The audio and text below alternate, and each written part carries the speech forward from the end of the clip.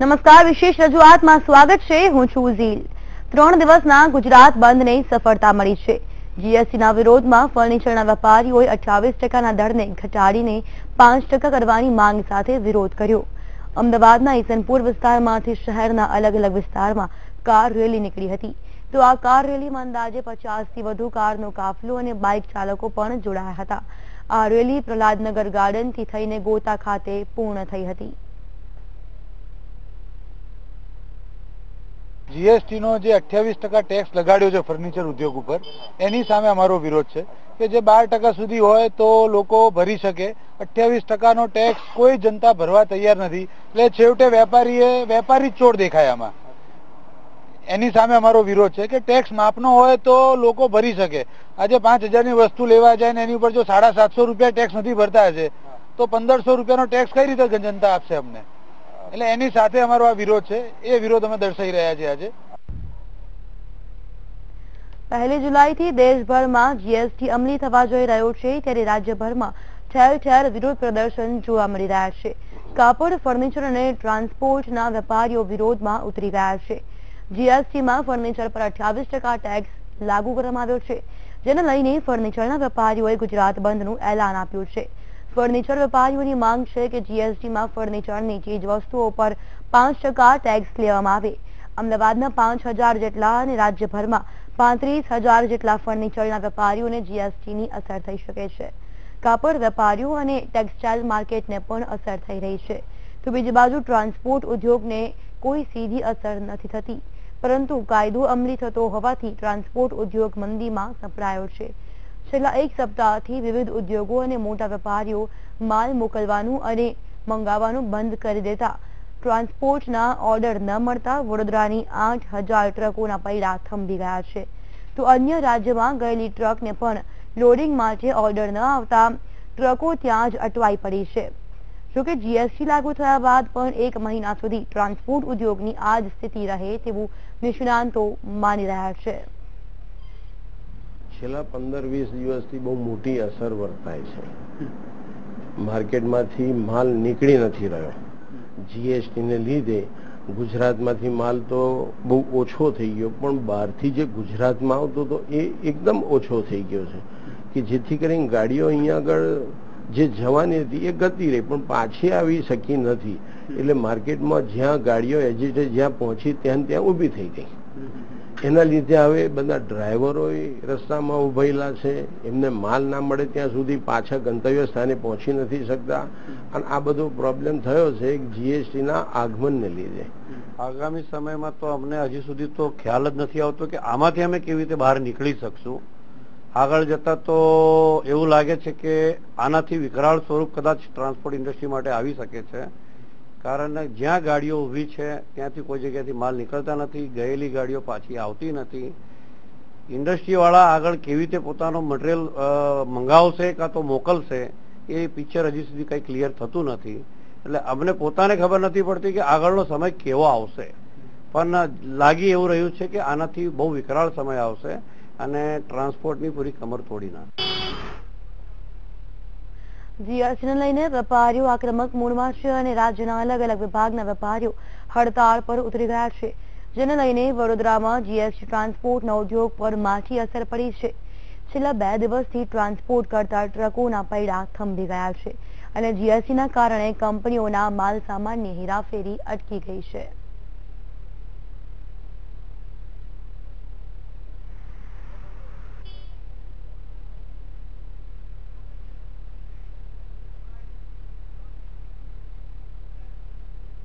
તો 1 જુલાઈથી જ્યારે જીએસટી અમલમાં આવવા જઈ રહ્યો છે ત્યારે તેનાથી શું લાભ થાય છે, શું નુકસાન થાય છે, તેની રોજે રોજ આપણે ચર્ચા કરતા હોય છે. ત્યારે આજે આપણે ચર્ચા કરીશું ટ્રાન્સપોર્ટ અને ફર્નિચરને લઈને. ત્યારે ખાસ કરીને આપણી સાથે સ્ટુડિયોમાં ઉપસ્થિત છે પ્રવીણભાઈ ધાંધેરિયા, જે ચાર્ટર્ડ એકાઉન્ટન્ટ છે, સાથે જ અશોકભાઈ પનારા, જે ગુજરાત ફર્નિચર એસોસિએશનના એક્શન કમિટીના મેમ્બર છે, અને સાથે જ વડોદરાથી દિનેશભાઈ બાફના જોડાઈ ગયા છે, જે રોડ અને ટ્રાન્સપોર્ટ એસોસિએશનના મંત્રી છે. આપ ત્રણેયનું સ્વાગત છે. સૌથી પહેલા પ્રવીણભાઈ, આપને સવાલ કરીશું કે જ્યારે જીએસટી 1 જુલાઈથી અમલમાં આવવા જઈ રહ્યો છે ત્યારે ફર્નિચર અને ટ્રાન્સપોર્ટ પર આની કેવી અસર પડશે? બાય એન્ડ લાર્જ તમે જોવા જાઓ તો જીએસટીનો રેટ 5% નક્કી કર્યો છે, પણ એની અંદર કોઈ પણ જાતની કોઈ પણ પ્રકારની ઇનપુટ ટેક્સ ક્રેડિટ આપવામાં નહીં આવે. એનો એક સિસ્ટમ સેટ કરવાનું છે કે એની ક્રેડિટ એ લોકોને મળવી જોઈએ કે ના મળવી જોઈએ. એનાથી કોસ્ટ ઓફ ટ્રાન્સપોર્ટેશન તમારી ઘટે છે. અત્યારે જે હાલના કાયદામાં જીએસટીના રેટ છે ટ્રાન્સપોર્ટેશનના, મોટા ભાગે એની આજુબાજુ જ આ રેટ રાખવામાં આવ્યા છે અને જીએસટીની અંદર જે હાલની પરિસ્થિતિ છે એ જ પરિસ્થિતિને જીએસટીની અંદર પણ કેરી ઓવર કરવામાં આવી છે.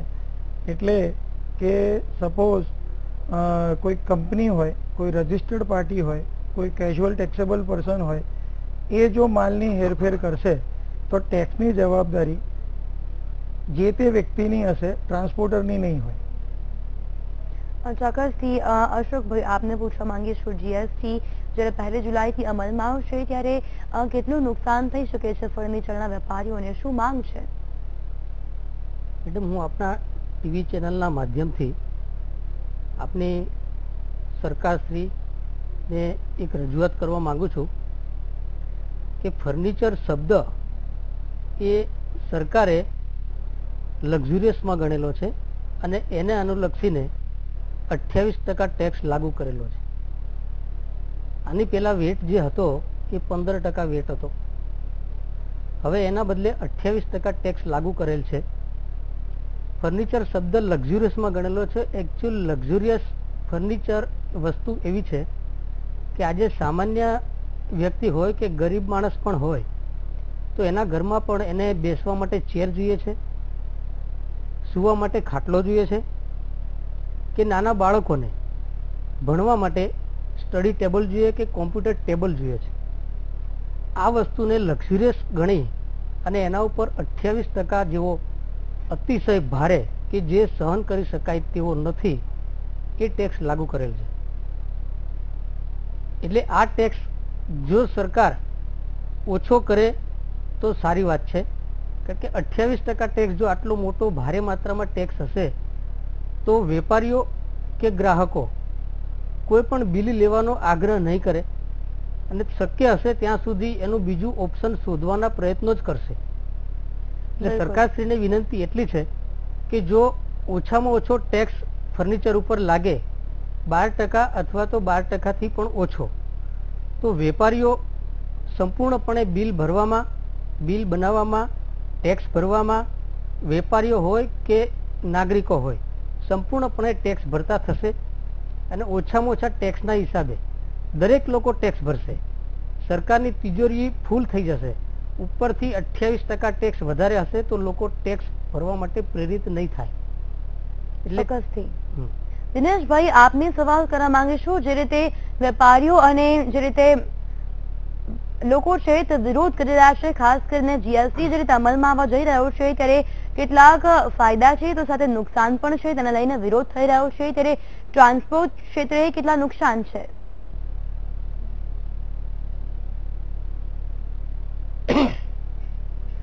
ટ્રાન્સપોર્ટ ક્ષેત્રે હમણાં કોઈ નુકસાન જેવું તો દેખાતું નહીં, પણ હું સાહેબશ્રીને એક પ્રશ્ન પૂછવા માંગીશ કે રજીસ્ટ્રેશન કરવા બધાને ફરજિયાત છે, બધા ટ્રાન્સપોર્ટરને સાહેબ? ના, જે વ્યક્તિ ટેક્સના લિમિટના દાયરામાં આવતો હશે એ લોકોને જ ફરજિયાત છે રજીસ્ટ્રેશન કરવું. ચોક્કસ. દિનેશભાઈ, જે રીતે આપે જણાવ્યું કે હાલ તો કોઈ નુકસાન જણાતું નથી, તો પછી ટ્રાન્સપોર્ટેશનના બિઝનેસની અંદર જે ટેક્સની જવાબદારી નુકસાનમાં એક રીતે એવું છે કે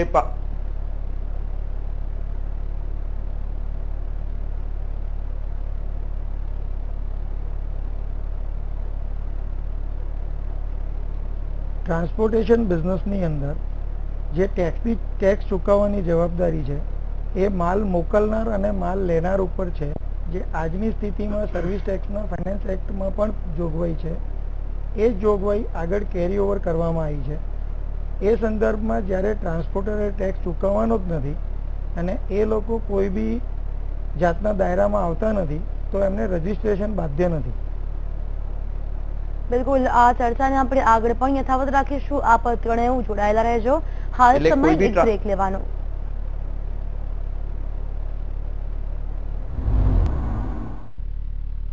બ્રેક બાદ આપનું સ્વાગત છે. આપણે જીએસટી ને લઈને ચર્ચા કરી રહ્યા છીએ.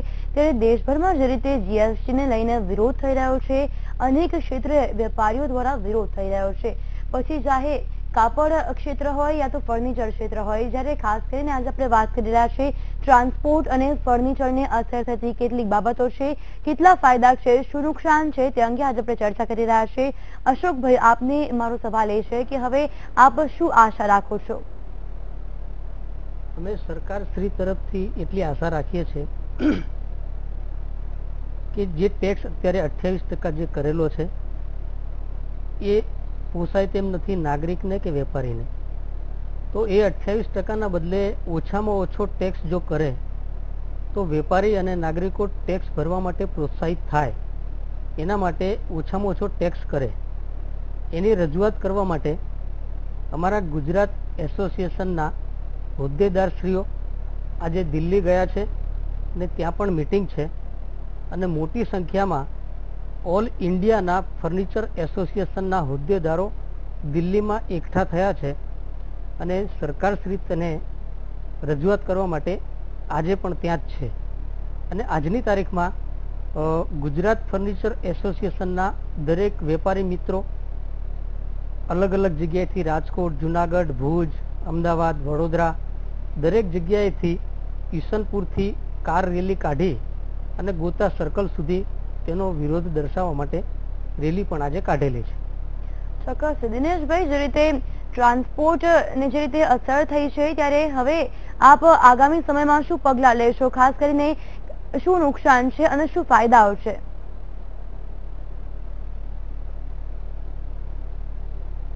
નુકસાન તો એવું છે, ગયા લગભગ અઠવાડિયાથી ગાડીઓની આવક જાવક ઓછી થઈ ગઈ છે. જે ગાડીઓ અહીંથી બીજા રાજ્યોમાં ગઈ છે, પાછો આવવામાં માલ નથી. મોટી મોટી કંપનીઓ માલ ઠેલવાઈ દીધો છે. તો હવે આ જ્યાં સુધી લાઇનઅપ ના થાય ત્યાં સુધી ખબર નહીં કે ક્યારે આ પૂરું થશે. એટલે સરકારશ્રીને એ જ નિવેદન છે કે આનો ઉકેલ લાવે અને તાત્કાલિક જ્યાં સુધી માલની સેવાઓ પરત ચાલુ ના થાય તો પાછા ગાડીઓ આવવા નથી. બધા ડ્રાઈવરીઓ અને બધા લોકો ત્યાં રસ્તામાં હલવાઈ ગયા છે. એના લીધે બધો ચક્કા જામ થઈ ગયું છે અને વ્યવહાર પર ભારે એટલે ભારે નુકસાન ભોગવવું પડે છે. ગાડી જે હપ્તાથી લીધેલી છે એના હપ્તાઓ આવવાની તૈયારીઓ થઈ ગઈ છે. કેવી રીતના પૂરું થશે કઈ ખબર નહીં પડતી હમણાં. ચોક્કસ. પ્રવીણભાઈ, આ બંને ક્ષેત્રની વાત કરીએ તો પહેલા કેટલા જીએસટી હતો અને હવે કેટલા ટેક્સ લાગુ થશે? આપના માધ્યમથી એ જણાવીશ કે ટેક્સના રેટમાં બાય એન્ડ લાર્જ કોઈ ડિફરન્સ નથી. ટેક્સ હાયર તમે લક્ઝરીઝ જે કોમોડિટીઝ છે એના ઉપર ગવર્મેન્ટે 28%નું બ્રેકેટ ફાઇનલ કર્યું છે. એની અંદર વુડ કેટેગરીને 28%નું એમાં સમાવેશ કરવામાં આવ્યો છે. એની સામે વેપારીઓને એ પણ જણાવવાનું અને નોલેજ આપવાનો પ્રયત્ન કરવો જોઈએ સરકારે કે તમારે જે ખરીદી છે એ ખરીદી ઉપર જો તમારે મેન્યુફેક્ચરિંગમાં એક્સાઇઝ લાગતું હશે, પ્લાયવુડ બનાવવામાં, લાકડું બનાવવામાં, એ એક્સાઇઝની ક્રેડિટ, ઇનપુટ ટેક્સ ક્રેડિટ પહેલાં નહોતી મળતી ટ્રેડિંગના ધંધામાં, એ મળશે. પ્રેક્ટિકલી તમારી કોસ્ટ ઓફ સેલ ઓછી જશે. આ વસ્તુ બતાવવાથી હું 28%ને જસ્ટિફાય નથી કરવા માંગતો. 28% રેટ ડેફિનેટલી બહુ વધારે છે. એને જેટલો મિનિમમ લેવલે રાખવો જોઈએ એ સરકારને વિનંતી છે કે એ લોકોને કરવો જોઈએ. 12%ના સ્લેબમાં તમે પ્રપોઝ કરી શકીએ છીએ. ચોક્કસથી. અશોકભાઈ, જ્યારે જીએસટી 1 જુલાઈથી અમલમાં આવવા જઈ રહ્યો છે ત્યારે ખાસ કરીને ફર્નિચરની વાત કરીએ તો હવે કયા પ્રકારની સ્ટ્રેટેજી અપનાવાશે? હવે સરકાર સમક્ષ અમે રજૂઆત કરેલી છે ટેક્સ ઓછો કરવા માટે. તો અમારી વિનંતી સરકાર સાંભળી અને ઓછો કરી દે તો બહુ સારી વાત છે અને આવકારવાદાયક વાત છે. પણ કદાચ જો અમને પૂરતો ન્યાય ન મળે તો અમારું ઓલ ઇન્ડિયાનું ફર્નિચર એસોસિએશન એ આજે દિલ્હી છે અને ત્યાં જઈને પણ એ લોકો જે કાંઈ નક્કી કરશે તેને અનુસરવા માટે ઓલ ઇન્ડિયા ફર્નિચર એસોસિએશન એક સાથે છે અને આગામી દિવસોમાં પણ જે પ્રયત્નો થાય એ રજૂ કરવા માટે પ્રયત્નો કરીશું. પ્રવીણભાઈ, આમાં તો એક વસ્તુની શક્યતા એ પણ છે કે જ્યારે જીએસટી વધી ગયો છે ત્યારે જ્યારે વેપારીઓ છે તેમને પણ નુકસાન થાય છે, તો પછી જે આમ જનતા છે તેને પણ આ ફટકો સહન કરવાનો વારો આવી શકે છે, કારણ કે જે બનાવટની કોસ્ટ છે અને બીજી જે વેચાણની કોસ્ટ છે તેમાં પણ ફરક આવી શકે છે. વાત સાચી છે. જીએસટી એક ઇનડાયરેક્ટ ટેક્સ છે. વેટ જે હાલના તારીખમાં ચાલુ છે એ બી ઇનડાયરેક્ટ ટેક્સ છે. એટલે અલ્ટિમેટ ટેક્સનું બર્ડન એ કન્ઝ્યુમરના માથે જ આવશે. વેપારીઓને એ ટેક્સ બિલમાં ઉઘરાઈ અને સરકારને ભરી દેવાનો રહેશે. વેપારીઓને કોઈ બી જાતનું પોતાના પોકેટમાંથી ટેક્સ ભરવાનો નથી. ચોક્કસથી દિનેશભાઈ, આપને પૂછવા માંગીશું કે ટ્રાન્સપોર્ટ જગતમાં હવે કયા કયા ફેરફારો આવી શકે છે? જો 1 જુલાઈથી આ જ ટેક્સ યથાવત રહેશે તો કયા કયા ફેરફારો આવી શકે છે?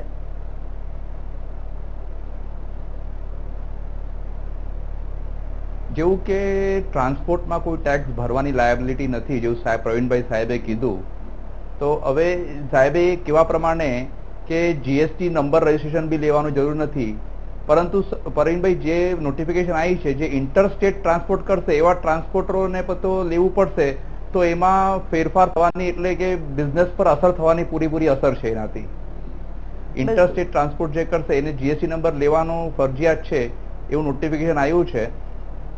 તો એના લીધે ટ્રાન્સપોર્ટ જગતના ધંધામાં ઘણો ફેરફાર થાય એવી પૂરેપૂરી શક્યતા છે. કે જે નાના ટ્રાન્સપોર્ટરો છે કે જે લોકો બહુ લિમિટેડ કામ કરે છે એ લોકો કેવી રીતના સર્વાઈવ કરશે, આ બહુ મોટો પ્રશ્ન સામે છે હમણાં. બિલકુલ, આપ ત્રણેયનો આભાર આ ચર્ચામાં જોડાયા જાણકારી